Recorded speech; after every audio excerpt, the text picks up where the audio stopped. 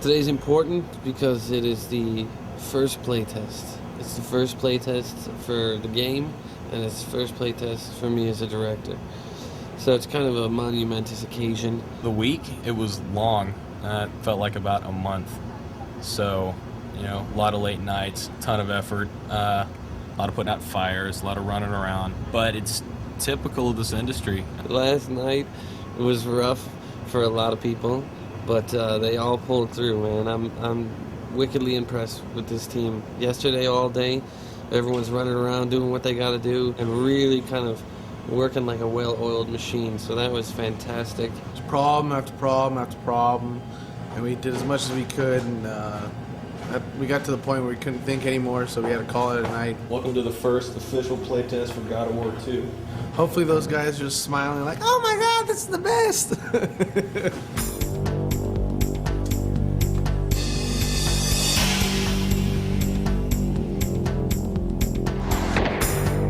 Everything is being videotaped, and it's actually being fed down to another room. Multiple people can view it from multiple perspectives. So far, everybody's fallen off the bridge. And we forgot to put a message on the chests, so nobody really knew how to do the chests to open them.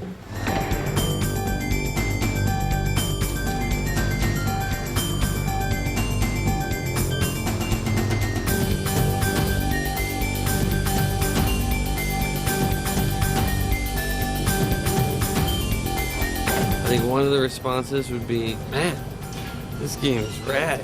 Everything you did about it is so good. You guys rock. I want to be like you. In which case I would be like, oh, please, no.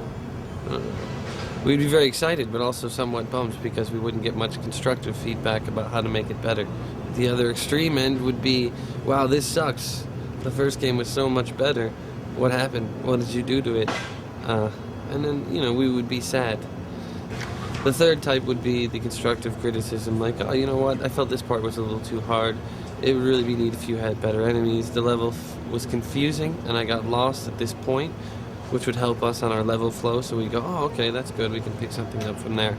So the third is the most desired response. Chat about just some thoughts. Good thoughts, bad thoughts, anything, just throw out stuff about overall experience of the level. Integrating the puzzles with your exploration as well is great, because I mean, you're constantly seeing something new even while you're solving puzzles, which is pretty cool. They had great results. I feel honored that they worked this hard just to put together a demo for us to play. That's pretty cool. The stopping the time was real cool. That's, you know, real new. Couldn't do that before. That's going to have a whole new aspect to the game. And, you know, so far, you know, it really got me hyped up to see the rest of the game.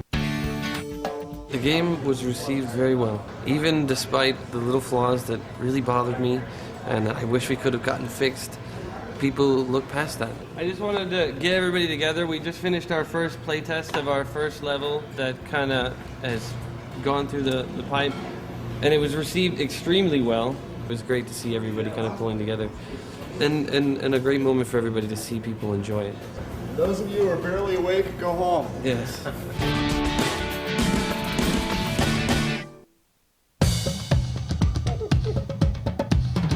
Okay, about 30 seconds away, people.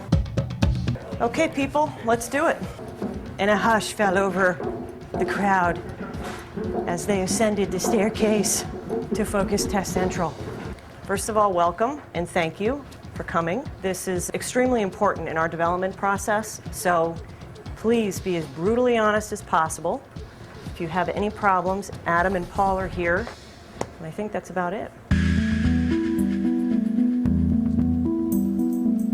These guys don't have any preconceived notions of anything, so therefore they'll catch all the mistakes that we just take for granted. Games that really heavily playtest the product really elevate themselves very far above most other games. God of War 1 was playtested like crazy, and we benefited greatly from it. The levels we did in playtest on God of War 1 were the Hades blades, and you see how well those turned out.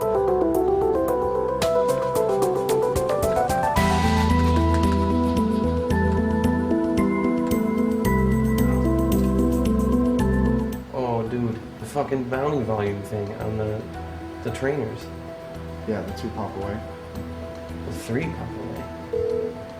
Hey guys, please keep in mind they can't use the wind magic. We're watching number 3 right now using the bow. Please ask him to stop. Sometimes the way you talk is really annoying, Steve. Well, you know what? I just want you to know. I find it I think annoying it's a when friend, like, hey, you're walking too close to the edge. when the obvious, when you have to tell people the obvious 8 times, gets annoying. Well, there's 2 guys watching 5 monitors.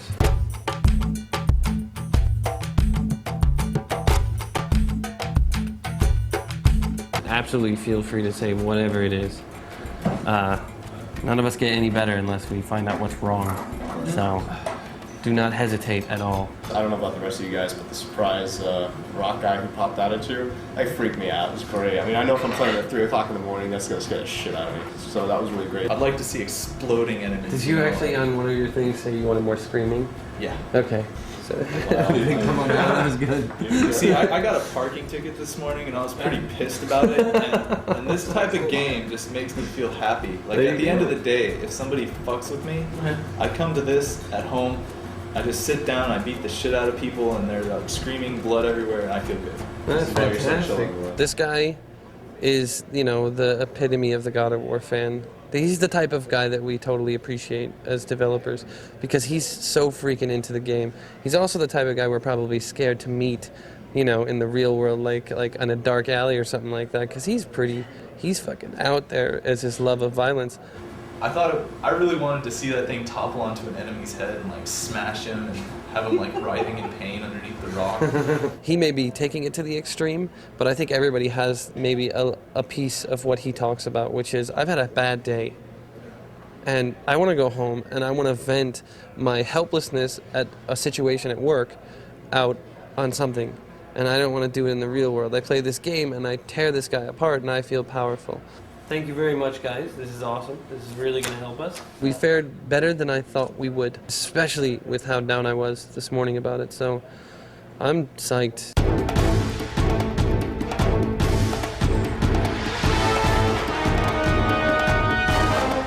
Today we are testing the roads level, which is the first level of the game, the opening sequence. Roads being the first level is exceptionally important to have that, you know, huge epic opener, kind of topping what we did in the first game. It's got to be bigger than the Hydra. They come in here and some of the stuff is arted up. They have no preconceived notions on anything. They don't know how to use any of the stuff that we've been working with the whole time. So they get all these abilities and they're just like, what the hell? What's this do? I don't understand how this works. They don't understand that something only lasts for 8 seconds. Well, we totally get it because we said it's going to last 8 seconds. So it's a rude awakening to sit there and watch it and be like, oh, just do what I want you to do now. But, you know, teaches us. We were discussing earlier how strict the time limit was. Playtesting like this is vital. The people in the studio, very close to the project, have played it a lot. You don't see the obvious a lot of times. So the feedback is always incredibly valuable because they're the target market. They're the guys that are going to spend their money to buy our game, and we're here to satisfy the fans. Thanks again for coming in. We got a lot of work to do. We have 3 weeks until Alpha. So looking at that, I know that we have some tough roads ahead of us for the next 3 weeks to get everything into shape, and it's time to go home.